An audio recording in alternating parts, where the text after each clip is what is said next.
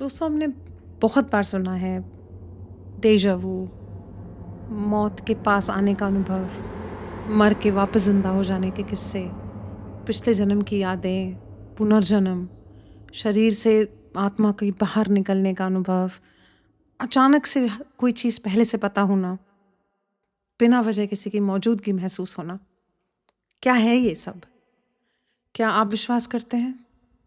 क्या विश्वास किया जा सकता है? या हर जवाब साइंस के पास, विज्ञान के पास ही मिलेगा?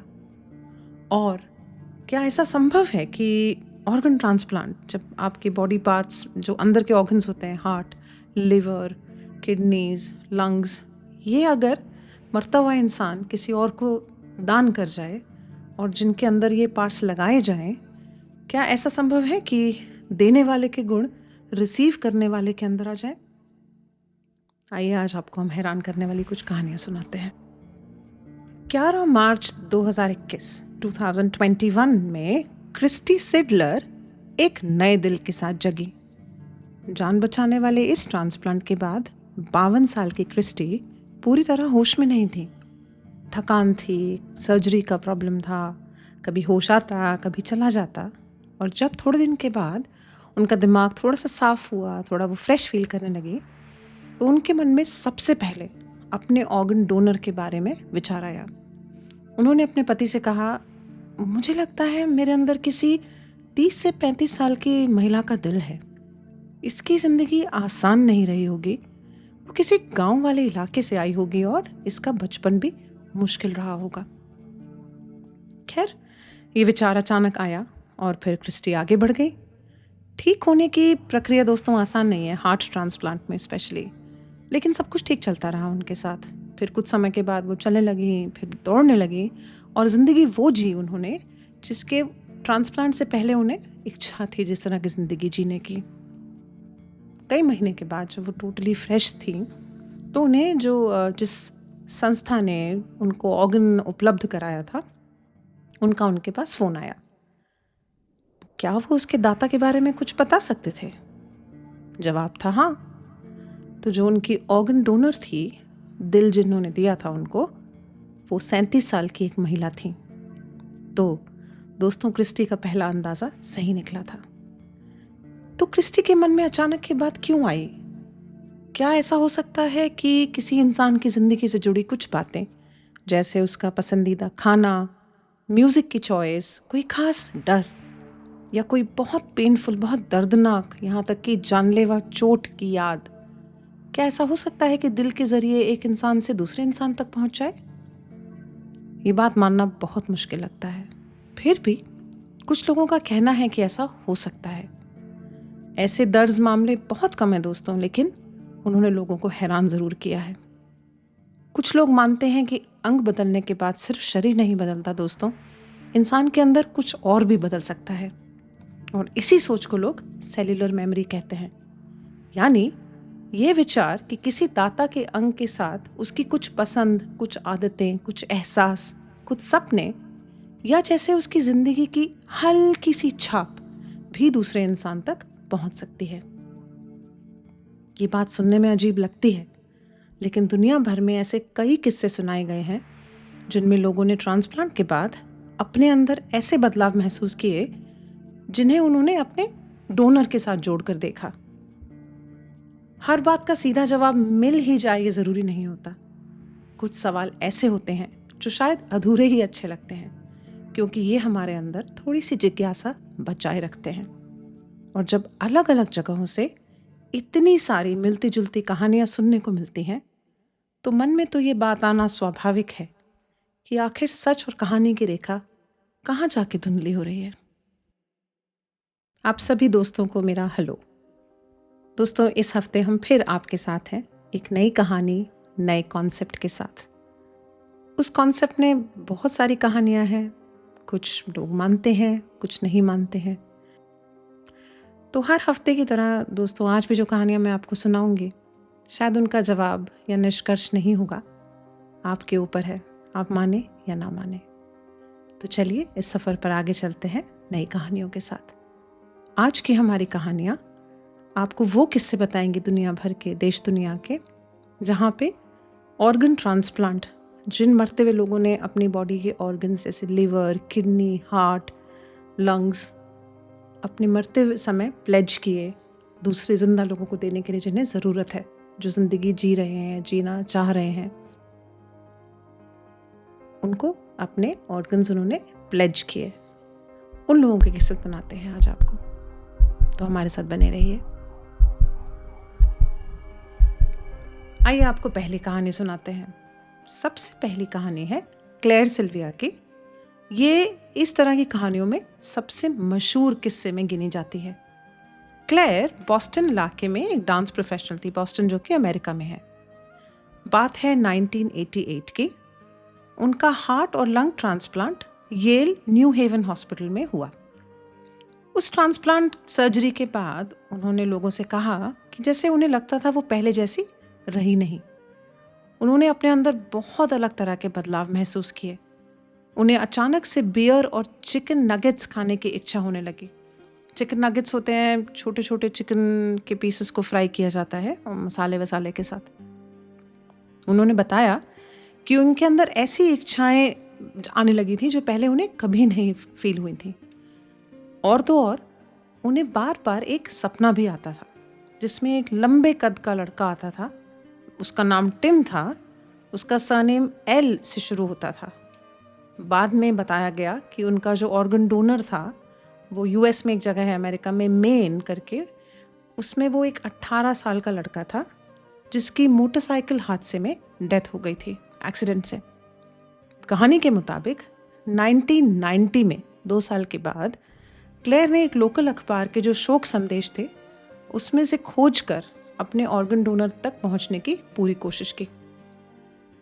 बाद में उन्होंने उसके परिवार से बात करी, तब उन्हें पता लगा कि वो लड़का बहुत एक्टिव था और उसे बियर, जंक फूड और दोस्तों चिकन नगेट्स बहुत पसंद थे। यही बातें क्लेयर ने अपने अंदर ट्रांसप्लांट के बाद महसूस की थी। एक और रिपोर्ट थी जिसमें यह बात दोहराई गई कि सर्जरी के बाद क्लेयर को नए खाने की इच्छा हुई, टीएल वाले सपने आए, और जब अस्पताल ने उनकी पहचान नहीं बताई डोनर की तो उन्होंने खुद अखबारों में खोज शुरू की। और यहाँ पे एक सबसे खास बात और जोड़ी गई दोस्तों इस कहानी में कि जब वो ऑर्गन डोनर की डेथ हुई थी उस लड़के की, तो उसकी जैकेट में आधे खाए हुए चिकन नगेट्स मिले थे। और दोस्तों कहानी यही नहीं ख़त्म होती। एक और कहानी सुनाते हैं आपको जो बहुत चर्चित है और बहुत इमोशनल है, बहुत टचिंग है। और ये कहानी है सोनी ग्रैहम एंड टेरी कॉटल की। सोनी ग्रैहम जिन्हें दिल मिला, जिन्होंने रिसीव किया, और टेरी कॉटल जिसका दिल सोनी को दिया गया। टेरी कॉटल ने खुदकुशी की थी एक शॉटगन से। ये कहानी एक चेंज, पसंद का बदलना या सपनों की नहीं है दोस्तों। ये कहानी है ज़िंदगी से जुड़ी हुई, बहुत ज़्यादा जुड़ी हुई। तो कहानी कहती है 1995 में सोनी ग्रैहम को टेरी का दिल मिला ट्रांसप्लांट के लिए। सालों के बाद ग्रैहम के जो डोनर थे, जो टेरी के पेरेंट्स थे, फैमिली थी, ग्रैहम ने उनके साथ कांटेक्ट किया। वो टेरी कॉटल की विधवा से मिले जो उनकी वाइफ थी। और बाद में दोस्तों कहते हैं कि सोनी ग्रैहम और टेरी की बीवी ने, जो उनकी विडो थी, उन्होंने शादी कर ली। लेकिन कहानी यहीं ख़त्म नहीं हुई दोस्तों। अप्रैल 2008 में जॉर्जिया, यूएस में एक जगह है जॉर्जिया, वहाँ पे सोनी ग्रैहम ने भी खुदकुशी कर ली और बताया गया कि उन्होंने भी शॉटगन का इस्तेमाल किया। यही बात रिपोर्ट में दोबारा दोहराई गई दोस्तों यूएस में। 1995 का ट्रांसप्लांट, डोनर की विधवा से शादी, और फिर विटालिया में ग्रैहम जो कि रिसिपिएंट था, जो रिसीव किया था जिसने हार्ट, उसकी खुदकुशी। रिपोर्ट में बहुत सी ऐसी बातें आई और उसके बाद ही जन्म हुआ एक कॉन्सेप्ट का, और वो था सेल्यूलर मेमोरी। लोगों ने तब से इस अजीब से बिहेवियर को सेल्यूलर मेमोरी का नाम देना शुरू किया। और सेल्यूलर मेमोरी साइंटिफिक कॉन्सेप्ट है दोस्तों, आप इसके बारे में पढ़ सकते हैं, लेकिन ये कहानियाँ उसी के बारे में ज़्यादा बात करती। सेल्यूलर मेमोरी की बहुत सारी कहानियाँ हैं दोस्तों। आइए आपको एक और सुनाते हैं, और ये कहानी है फ्रांस से। ये कहानी है शार्लेट की। 2003 में इनका हार्ट ट्रांसप्लांट हुआ। बाद में इन्होंने बताया कि इनके खाने के स्वाद बदल गए। उन्हें रम पसंद आने लगी, लेमन टार्ट पसंद आने लगे। लेमन टार्ट एक छोटी सी पेस्ट्री होती है, बेक करी हुई। उन्होंने ये भी कहा कि पहले वो वाइन नहीं पीती थी, लेकिन बाद में इन्हें वाइन पीने की इच्छा होने लगी। और सिर्फ खाने पीने तक बात नहीं रही दोस्तों, वो ये भी कहती हैं कि उन्होंने कुछ जगहों पर अजीब सा जाना पहचाना एहसास महसूस किया, जैसे वो वहाँ पहले भी जा चुकी हों, जबकि उन्हें पता था कि वो उन जगहों पर पहले कभी नहीं गई। कहते हैं कि वो भारत की यात्रा पे भी आई थी और उन्हें वहाँ भी ऐसा ही एहसास हुआ था। उन्होंने एक बार बार आने वाले डरावने सपने का भी जिक्र किया, खासकर एक कार दुर्घटना का सपना जो उन्हें अपना नहीं लगता था। उन्हें लगता था कि ये सब उनके डोनर से जुड़ा हुआ है। कहानी का अगला हिस्सा दोस्तों और भी अजीब है। कहा जाता है कि उन्हें कुछ गुमनाम चिट्ठियां मिली, क्योंकि एक विडोवर थे जिनकी वाइफ की डेथ हो गई थी। उनको नॉर्मल इंग्लिश में विडोवर कहा जाता है। उनको एक इंटरव्यू के जरिए पता चला कि उसी रात और उसी हॉस्पिटल में जहां उनका ट्रांसप्लांट हुआ था, शार्लेट का, उसी जगह पे उस विडोवर की पत्नी की डेथ हुई थी। बाद में शार्लेट उस आदमी से मिली और उन्हें बताया गया कि वही आदमी, उन्हीं की वाइफ का हार्ट शार्लेट को दिया गया था। और शार्लेट के एहसास उनके नहीं, उनके डोनर के थे। तो दोस्तों, ये वो किस्से थे जहाँ पे डोनर का और रिसीव करने वाले का नाम, उनकी कहानियाँ, उनके किस्से पॉपुलर थे, रिपोर्ट्स में थे, न्यूज़पेपर्स में थे। बट कुछ ऐसे भी किस्से हैं जिनका कोई नाम नहीं था, उनका कोई केस कलेक्शन नहीं था, लेकिन इंटरव्यूज़ हुए, ऐसे लोगों के, रिसिपिएंट्स के इंटरव्यू हुए। उन कहानियों में उनका नाम, हॉस्पिटल और पहचान छुपा ली गई थी। उन्हें सीक्रेट रखा गया था, लेकिन इसीलिए आपको शायद बहुत ओपन सार्वजनिक रिकॉर्ड्स नहीं मिलेंगे, लेकिन कहानियां हैं और यही सेल्यूलर मेमोरी की बात दोहराई गई है। तो एक कहानी उनमें से है। डोनर थी एक 3 साल की बच्ची जो अपने घर के स्विमिंग पूल में डूब गई थी, और उसका हार्ट किसने रिसीव किया? एक 9 साल के बच्चे ने, एक लड़के ने, जिसको डिफेक्ट था हार्ट में। रिसीवर की जो माँ थी, जो वो लड़का था, उसकी माँ, वो कहती हैं इंटरव्यू में अपने, उसे नहीं पता था कि उसका दाता कौन था, यानी डोनर कौन था, और उसकी मौत कैसे हुई। ये अपने बच्चे के बारे में बात कर रही हैं, लेकिन वो बोली हमें पता था, माँ बाप की तरह हमें पता था। वो बच्ची अपनी माँ के बॉयफ्रेंड के घर पर डूब गई थी। उसकी माँ और उसके बॉयफ्रेंड उसे एक बेबी सिटर के पास छोड़कर बाहर गए थे। जब ये हुआ तब वो बेबी सिटर फ़ोन पर थी। तो उस लड़के की माँ कहती हैं, मैं उसके पिता से कभी नहीं मिली, लेकिन उसकी माँ ने कहा था कि उनका तलाक बहुत बुरा हुआ था अपने हस्बैंड से, और उनके हस्बैंड ने अपनी बेटी को कभी नहीं देखा था। उन्होंने ये भी बताया कि वो बहुत ज़्यादा समय तक काम करती थी और उन्हें ये बहुत अफसोस था कि वो अपनी बेटी के साथ ज़्यादा समय नहीं बिता पाई।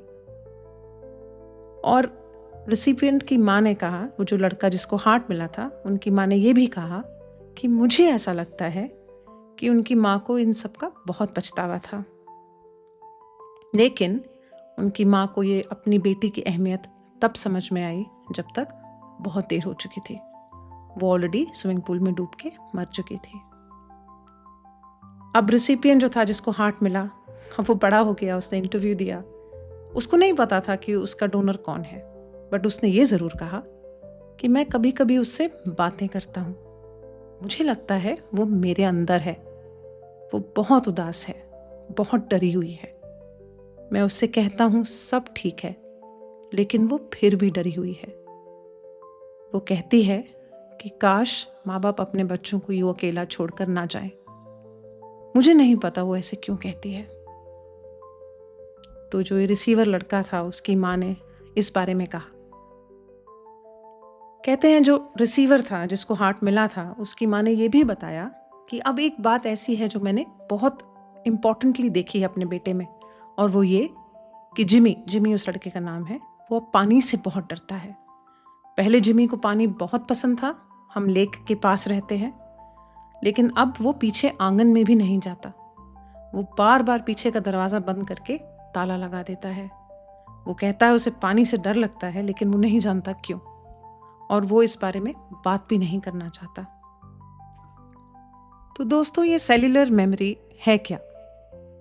आपने अक्सर नोटिस किया होगा कि हम कुछ आदतों के इतने आदी हो जाते हैं, कुछ बिहेवियर्स के इतने आदी हो जाते हैं कि बिना जाने, बिना प्रेशर लगाए, बिना एफर्ट लगाए हम वो काम असहज ही कर जाते हैं। जैसे कभी कभी दरवाजे पे चाबी लगाना, किचन में कोई सामान उठाना। जो लोग जिम जाते हैं उन्होंने ये वर्ड सुना होगा, मसल मेमोरी। आपके मसल्स में मेमोरी बैठ जाती है, तो आपकी मसल्स आदी हो जाती हैं उस चीज़ की, और फिर आप वैसे ही काम करते हो, वैसे ही बिहेव करते हो। ऐसे ही आपका दिमाग, आपके नर्व्स एक मेमोरी क्रिएट करते हैं। हर बार आपके हर एक्शन से, आपके हर बिहेवियर से, हर रिएक्शन से एक मेमोरी क्रिएट होती है, और जो आपको अगली बार वैसे ही बिहेव करने के लिए गाइड करती है। तो उसी तरह आपके सेल्स जो होते हैं आपकी बॉडी में, वो भी एक मेमोरी क्रिएट करते हैं। और ये कहानियाँ इस बारे में बात करती हैं कि क्या वो बिहेवियर्स, वो यादें, वो मेमोरीज जो बन जाती हैं सेल्स के अंदर, क्या वो ऑर्गन ट्रांसप्लांट के ज़रिए दूसरे की बॉडी में जा सकती हैं। तो दोस्तों, ये सेल्यूलर मेमोरी की जो पूरी दुनिया है, इसमें सबसे इंटरेस्टिंग बात शायद यही है कि ये कहानियाँ जो हमने आपको आज सुनाई, ये सिर्फ एक देश या एक हॉस्पिटल तक सीमित नहीं है। किसी को नए खाने की चाह होने लगती है, कि कोई कहता है कि किसी अनजान जगह से अपनापन महसूस होता है, कोई गाना सुनकर रो पड़ता है, कोई अचानक किताबों में, खेल में, कला में या किसी खास तरह के जीवन की तरफ आकर्षित होने लगता है। कोई किसी अनजान नाम को पहचान की तरह लेने लगता है, तो कोई अपने सपनों में ऐसी झलकें देखने का दावा करता है जो उसे अपने जीवन की नहीं लगती। लेकिन शायद हर कहानी का मकसद दोस्तों जवाब देना नहीं होता। कुछ कहानियां बस हमारे सामने बैठ जाती हैं चुपचाप, और हमें सोचने पर मजबूर करती हैं। शायद यही उनका काम है। हर बात को पूरी तरह सुलझा देना जरूरी नहीं है दोस्तों। कुछ सवाल अनसुलझे रहें तो जिंदगी में थोड़ी जगह बची रहती है सोचने की, महसूस करने की और हैरान होने की। और जब इतनी सारी कहानियां बार बार सामने आती हैं, तो हमारा मन तो यही पूछता है, कौन जाने सच और कहानी की रेखा आखिर कहाँ जाकर धुंधली पड़ने लगती है।